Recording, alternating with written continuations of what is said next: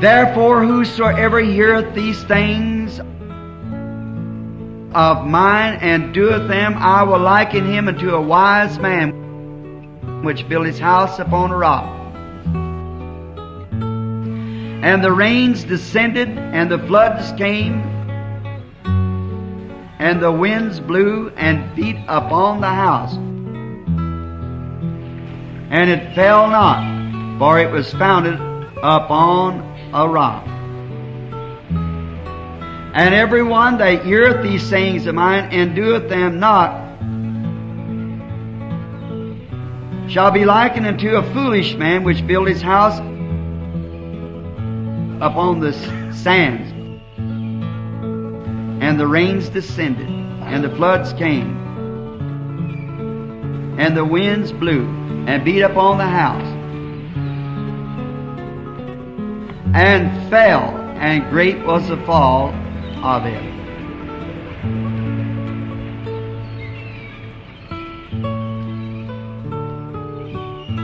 I pray the Holy Spirit will reveal it. Jesus was speaking here of a coming storm which has got to strike every man and every woman that's born in the world. There's just no way out of it. That storm will strike you sometime or other. And it depends on what kind of a foundation that you have, whether your house will weather it or not. There's been many lives saved because of preparation for storms. And there's been many a life lost because of failing to take heed to the warning of storms that's coming. Not long ago, I was told of a story that happened, I believe I read it in a newspaper, down in Florida. They have many great storms that sweeps through Florida. Typhoons that come in off the sea and brings the water for city blocks up into the city and sweeps out everything. And I'm told that their weather prophets are always on the lookout for such storms, and some way through the elements that they can contact the changing of the weather and the atmosphere, that which way this weather is gathering, that'll bring forth one of those storms.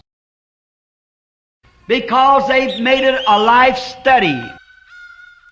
And by certain instruments and things that science has provided them. And then by calling ahead and hearing of which way the storm's coming, how much wind it's got behind him, which way other storms are coming or winds, whether it's able to combat, to shove away the storm.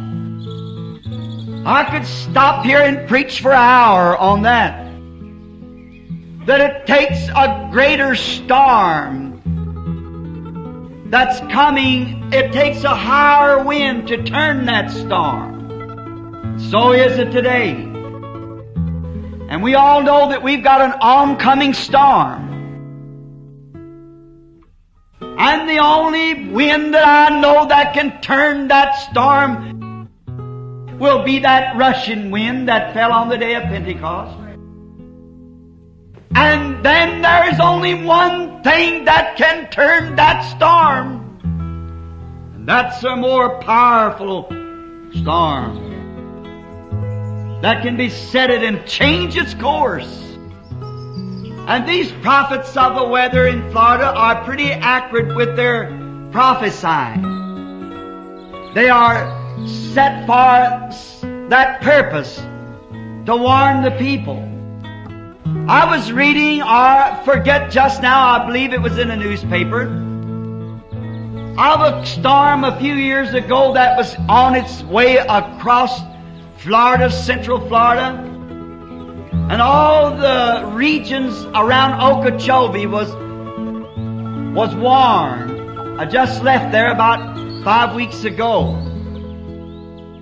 And there was a neighbor man who kept in contact with radio all the time because of these storms, and he was a very renowned Christian. And he heard that the great typhoon was coming that way, twisting down trees, and everyone was warned to get to safety.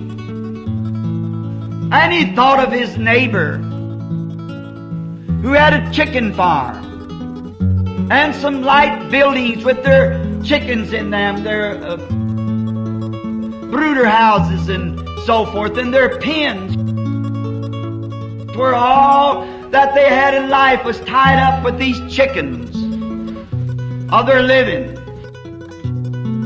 And he rushed quickly, frantically up to the gate and stopped his car and jumped out and said to this fella, "Take all the chickens and put them in your storm shelter, and you rush over to mine, because there is coming a typhoon or a storm that's going to twist everything down." And the man stood and looked him in the face and laughed at him and said, "Nonsense. I've heard them predict such things before, and it never did happen." And the Christian neighbor was so excited, he said, "But what if it does happen?" We hear remarks like that along the line. I've heard of this going to happen, that's going to happen. But it is going to happen one of these days. And it behooves us to listen to every warning. But this man said, "I have no time for such foolishness. I raise chickens and I have no time for such." And he cried out. The neighbor said, "In the name of God," he said, "leave those chickens alone, them, John, and come quickly. You and your family, if you don't want to believe it. Let your family come." And he said, "I will not have my children to be excited over a few radio warnings. My children, I have decided, will live as I live. And my wife will listen to me, because I am the breadwinner of this home. And she must listen to me. I'm boss here. And I will not have my children all excited or tore up about some nonsense." And the neighbor was turned, and he went to his home, into his shelter, and all of a sudden,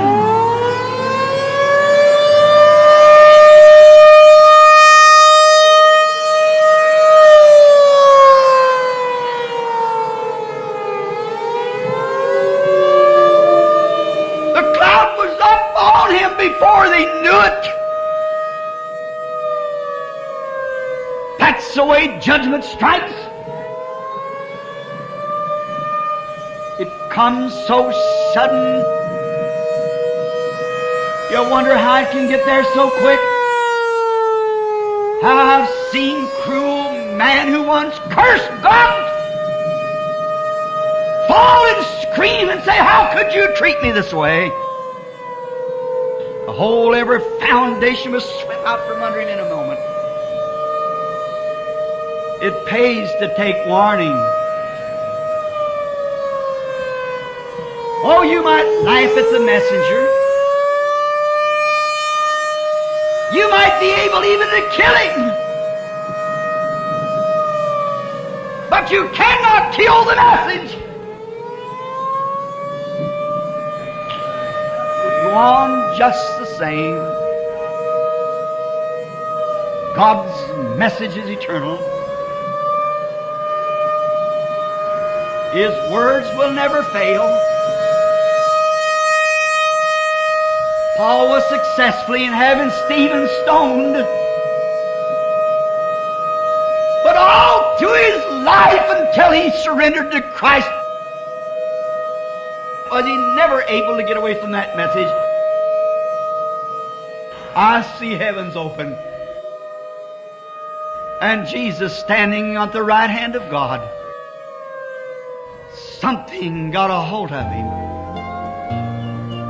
It wasn't the messenger, it was the message he had.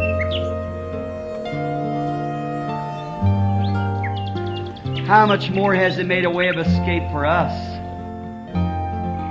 We feel the Holy Spirit tugging at our heart. The hour is coming. We see the shadows of the atomic age. We see the shadows of the Hadron age. We see nations are breaking. Israel awakening. The storms are coming. There's a hiding place. Oh, a blessed hiding place. It's in Christ.